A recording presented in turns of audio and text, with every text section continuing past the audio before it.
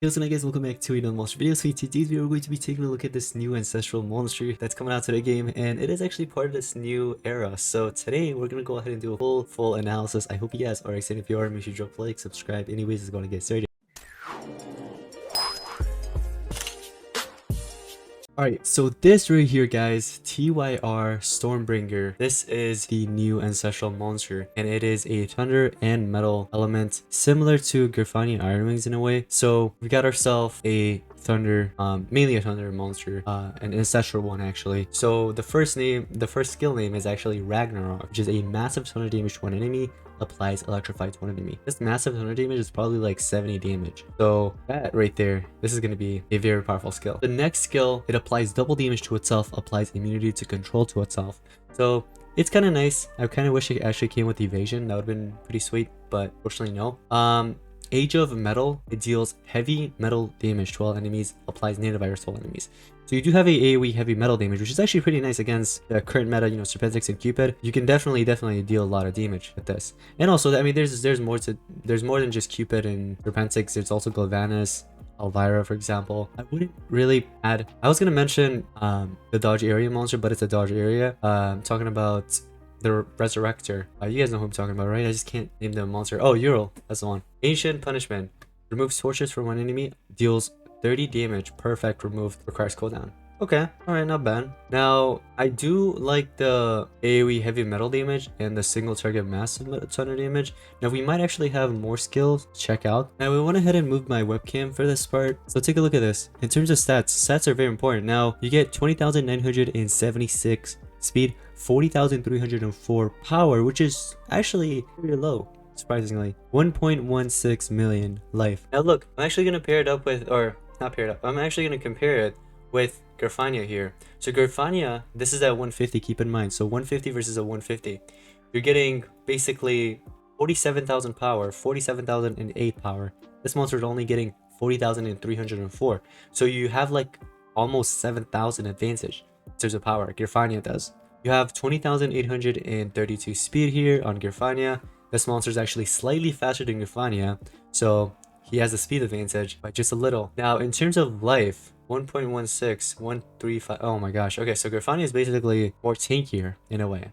Yeah, but not so much. I mean, just by like 10, 20k maybe, but that still makes a difference in battle. So what really catches me off guard is the fact that this monster is actually like 6,000 something, almost 7,000 weaker than Grifania. Like 40,304 power, really? I was actually expecting more. Maybe that could be an error. Maybe they'll actually fix that. I don't know if that's actually right.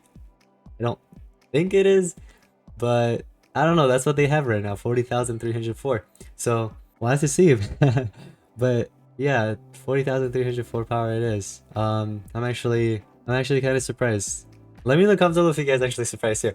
I wasn't actually expecting that at all. Now, what doesn't actually add up is this. Take a look at this, okay? At level 100, Grifania has 19,888 strength. And here, in this stat sheet, they put up 20,152. So he's more powerful at level 100 than Grifania? What? Speed, obviously, you know, that makes sense. 482,487.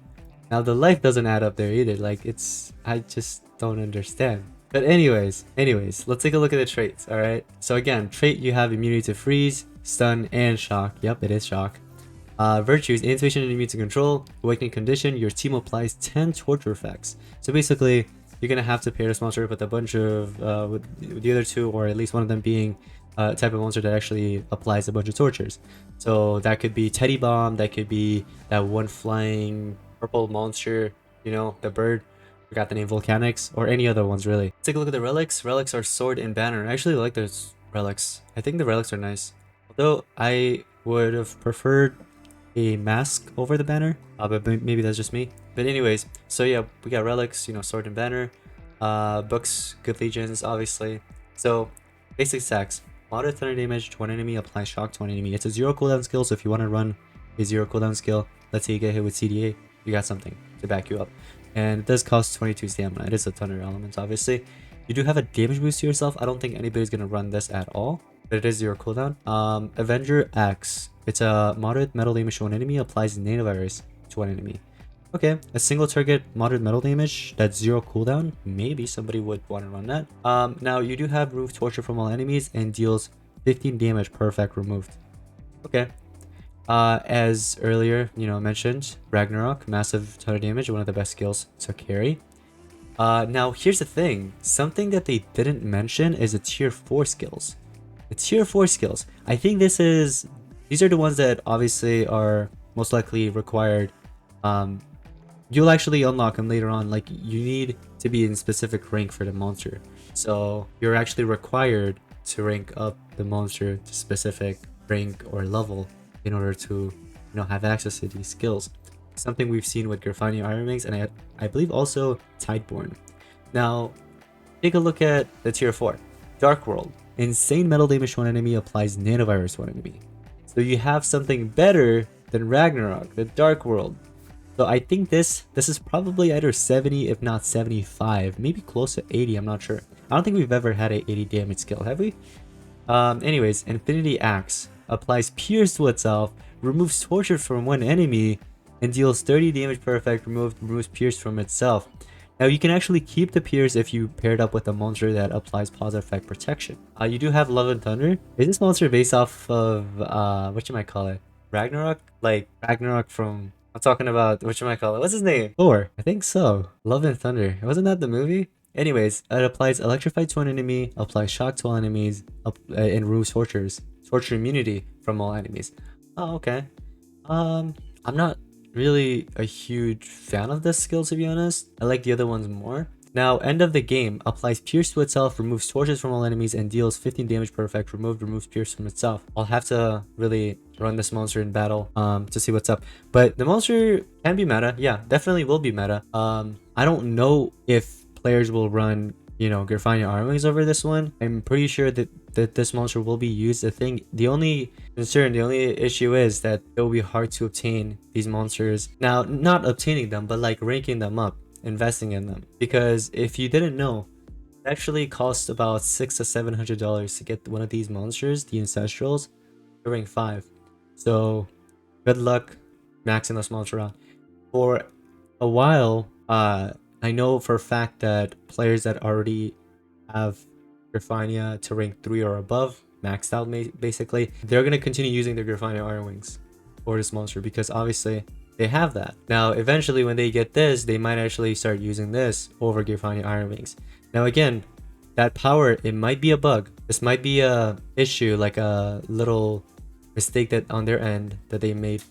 Talking about social point, so they might actually fix that. I'm not sure what they have in game. I don't think it's up in game yet. Yeah, it's not, obviously, so it might just be a little mistake from their end. I'm not sure, but we'll have to see.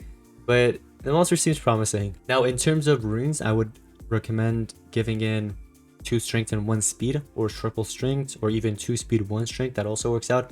And last but not least, 1 life, 1 strength, 1 speed. So yeah, it's an interesting monster. We'll have to see once the monster comes out, but I can tell you that if you do pull this monster, I would recommend investing in it because it's going to be a good one.